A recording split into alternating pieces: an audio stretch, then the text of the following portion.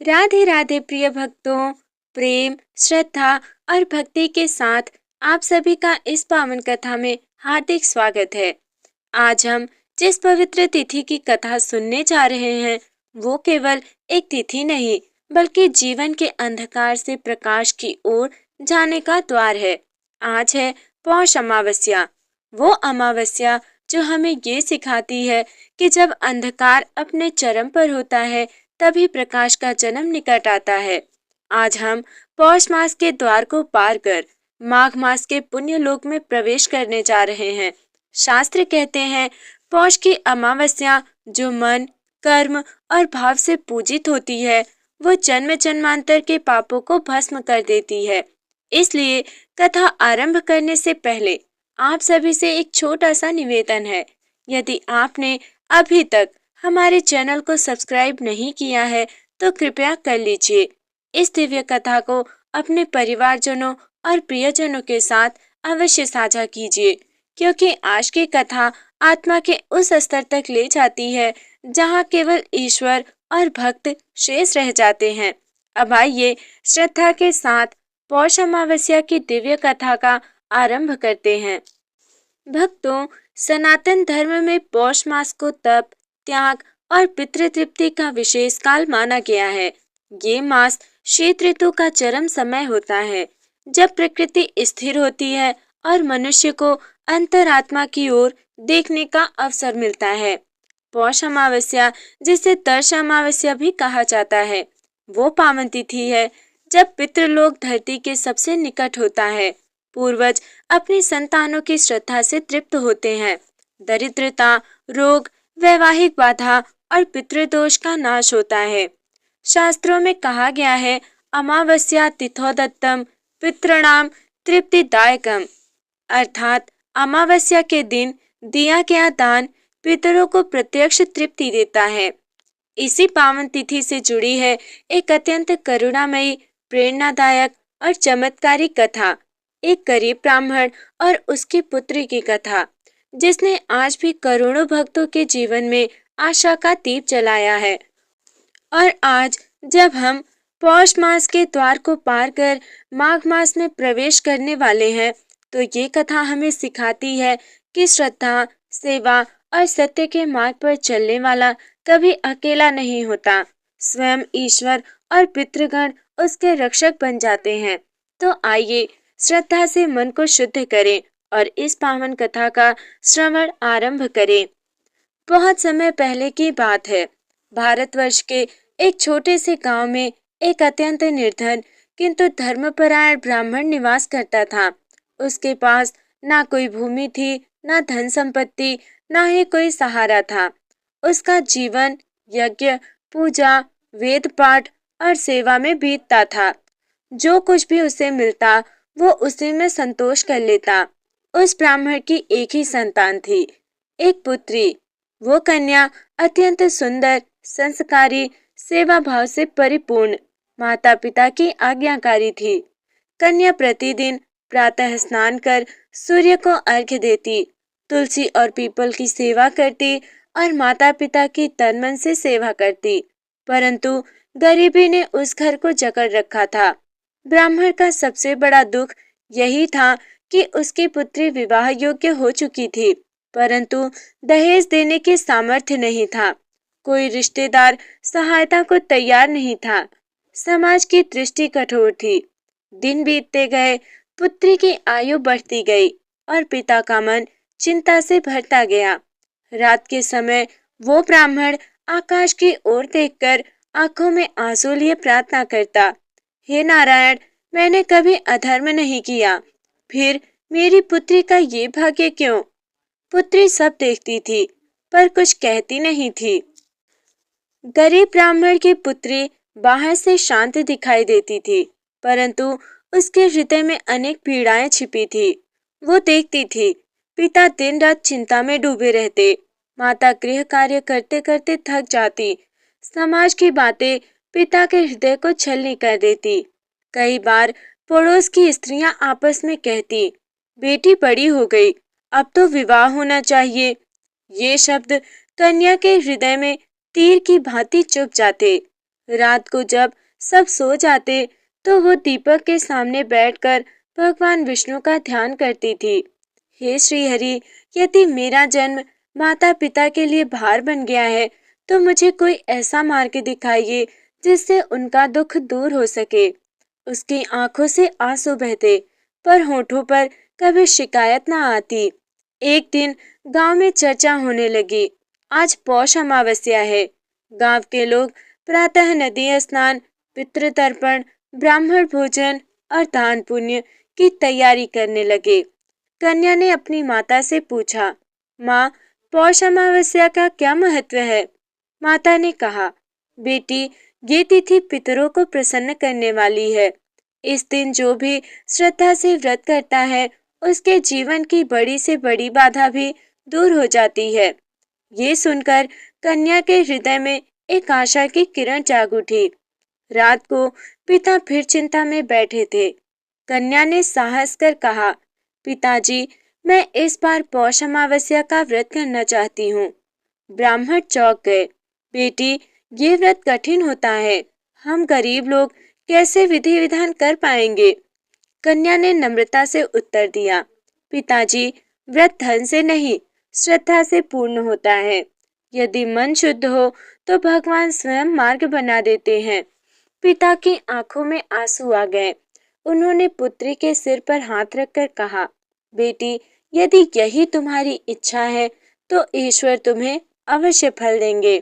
पौष अमावस्या की रात्रि कन्या ने भूमि पर शयन किया, केवल जल ग्रहण किया, मन में पवित्र संकल्प लिया। उसने कहा, हे पितृदेव, हे भगवान विष्णु, यदि मेरे पूर्वजों से कोई त्रुटि हुई हो तो इस कन्या की श्रद्धा स्वीकार करें। मैं कोई वैभव नहीं मांगती, बस अपने माता पिता के दुख का अंत चाहती हूँ। उस क्षण मानो वायु में अद्भुत शांति छा गई। अमावस्या की सुबह कन्या पीपल वृक्ष के नीचे बैठी 108 बार परिक्रमा कर रही थी। उसी समय एक तेजस्वी साधु वहां आए। उनका मुख तेज से दीप्त था, नेत्र करुणा से भरे थे। साधु ने कहा, वत्से, तुम्हारी श्रद्धा ने मुझे यहाँ खींच लाया है। कन्या ने चरणों में प्रणाम किया। पीपल वृक्ष के नीचे कन्या विनम्र भाव से बैठी थी। साधु ने मधुर स्वर में कहा, वत्से, पौष अमावस्या केवल व्रत नहीं, ये संयम, सेवा और समर्पण की परीक्षा है। कन्या ने पूछा, गुरुदेव, मैं क्या करूं कि मेरे माता पिता का दुख समाप्त हो? साधु ने पीपल वृक्ष की ओर संकेत करते हुए कहा, इस वृक्ष में ब्रह्मा, विष्णु और महेश तीनों का वास है। आज तुम 108 बार परिक्रमा पूर्ण श्रद्धा से करो। फिर तुम्हें एक निर्धन धोबिन के घर जाकर उसकी सेवा करनी होगी। कन्या चकित हुई। गुरुदेव, सेवा का मेरे विवाह से क्या संबंध है? साधु मुस्कुराए। वत्से, जब तक मन अहंकार से मुक्त नहीं होता तब तक ईश्वर की कृपा नहीं उतरती। सेवा ही वो दीप है जो भाग्य के अंधकार को हरता है। इतना कहकर साधु अंतर ध्यान हो गए।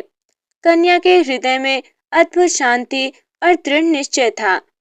कन्या ने नंगे पांव मौन व्रत, हाथ में जल, मन में पितरों का स्मरण करते हुए पीपल वृक्ष की 108 परिक्रमा प्रारंभ की।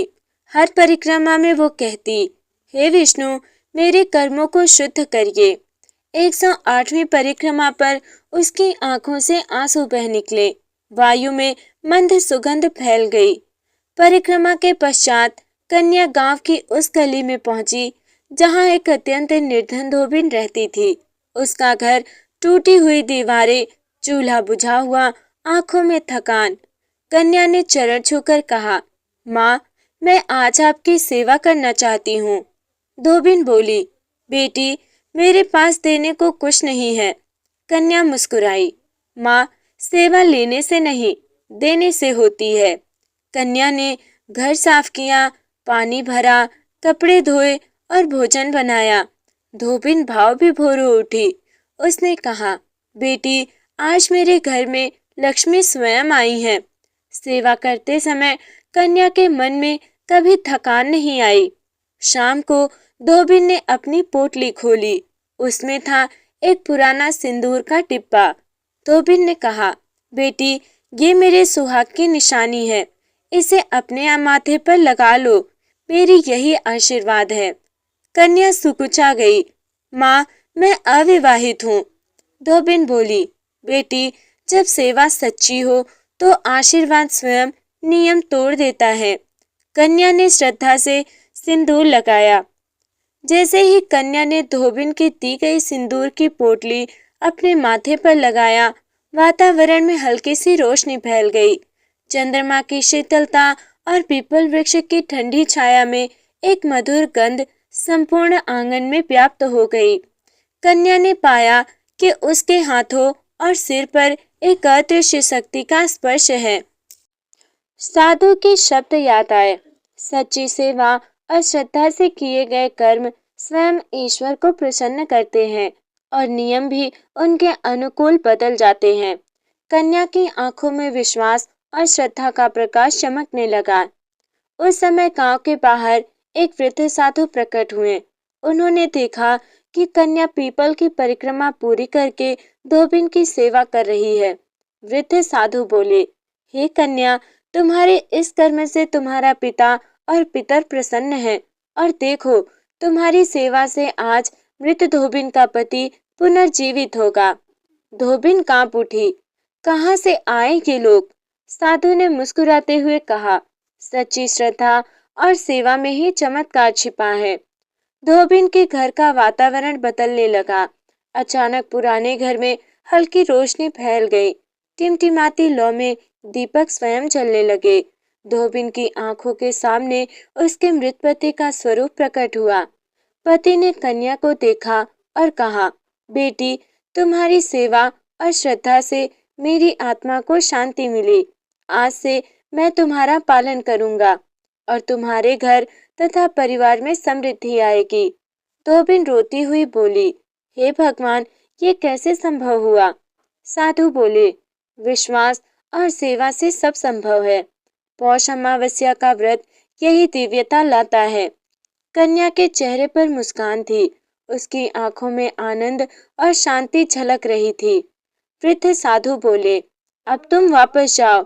अपने घर में लौटकर माता पिता को सुख और शांति दो।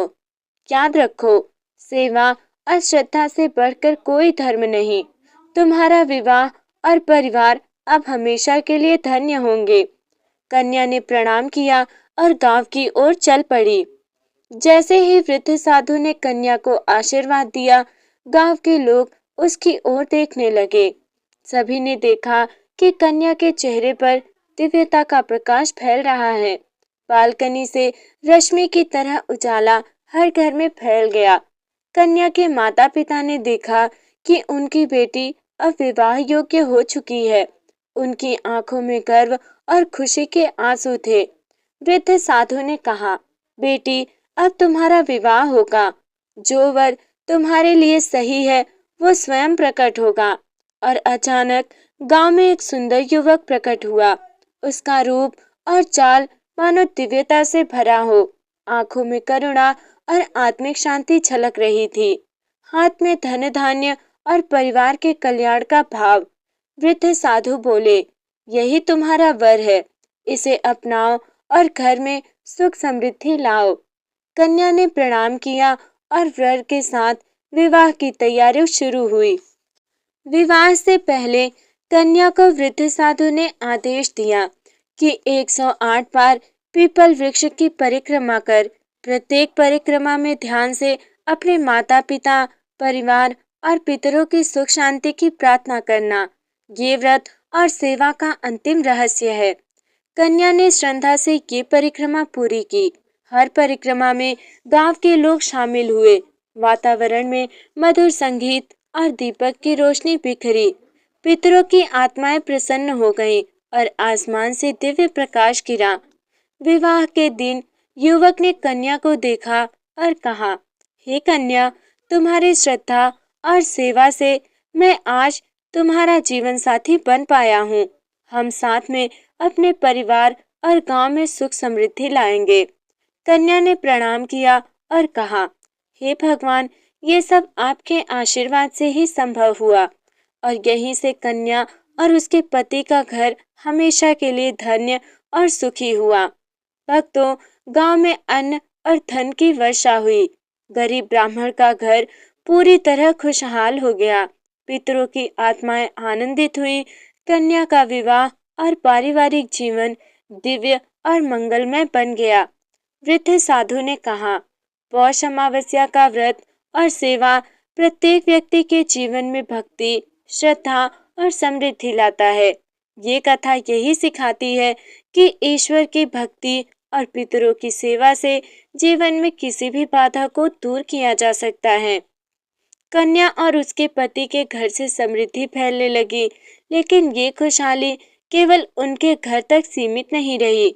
गांव के अन्य लोग भी उत्सुक हो गए कि कैसे ये परिवर्तन संभव हुआ। वृद्ध साधु ने गांव वालों को बताया कि पौष अमावस्या का व्रत जीवन में सुख, समृद्धि और आध्यात्मिक शांति लाता है। गांव के मुखिया ने कहा, हम सभी भी इस व्रत को अपनाएंगे ताकि हमारे गांव में भी सुख, शांति और समृद्धि आए। वृद्ध साधु ने समझाया कि इस दिन व्रत करने से ईश्वर की कृपा प्राप्त होती है। पितरों की सेवा और श्रद्धा से परिवार में सुख शांति बनी रहती है। व्रत के फल से व्यक्ति के सभी कष्ट और विपत्तियां दूर हो जाती हैं।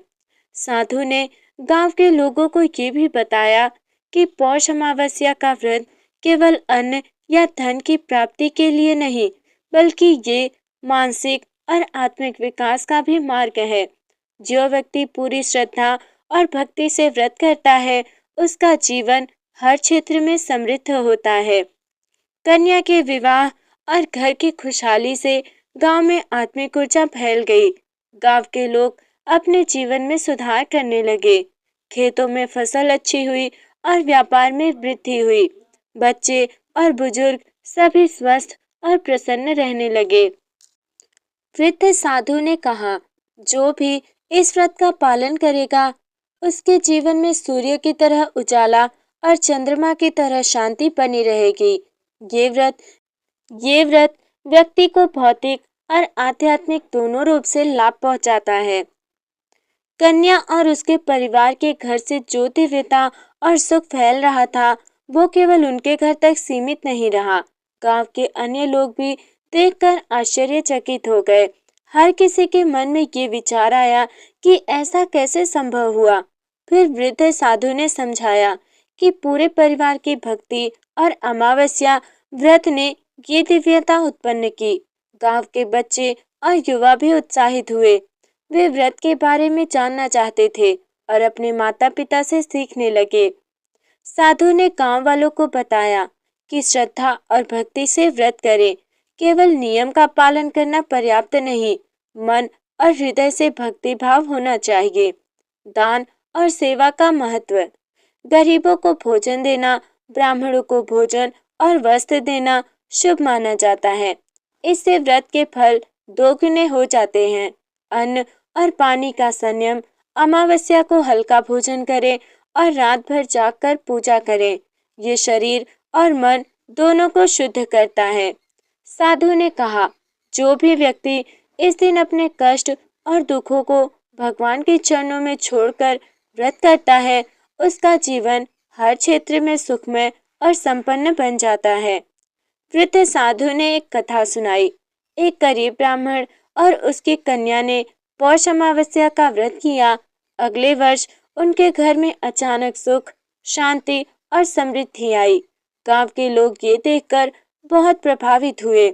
इसी तरह की अनेक कथाएं साधु ने सुनाई। प्रत्येक कथा में ये संदेश था कि भक्ति और श्रद्धा से किया गया व्रत कभी व्यर्थ नहीं जाता। गांव के लोग अपने जीवन में सुधार करने लगे। खेतों में फसल अच्छी हुई, व्यवसाय में लाभ बढ़ा, बच्चे और बुजुर्ग सभी स्वस्थ और प्रसन्न रहने लगे।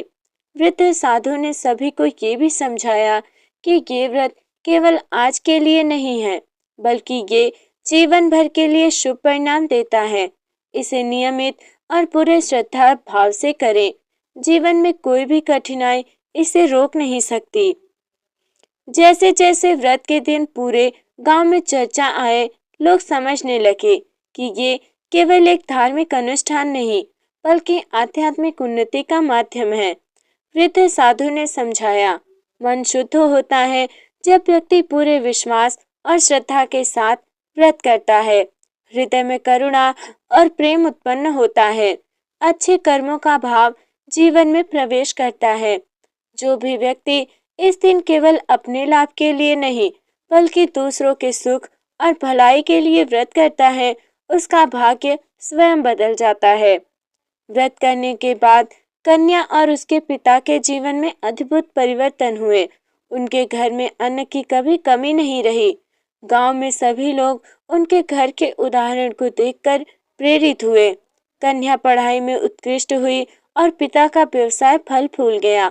फिर साधु ने कहा कि ये व्रत केवल आशीर्वाद पाने के लिए नहीं, बल्कि जीवन में अस्थायी सुख, समृद्धि और मन की शांति के लिए किया जाता है। भक्तों, अमावस्या व्रत से हमें कई फायदे मिलते हैं। पहला, धन और संपत्ति में वृद्धि होती है। जो व्यक्ति व्रत श्रद्धा से करता है, उसके घर में अन्न, धन और सुख की वर्षा होती है। दूसरा है, परिवार में सुख और समृद्धि होती है। घर के सभी सदस्य स्वस्थ और प्रसन्न रहते हैं। आध्यात्मिक विकास होता है।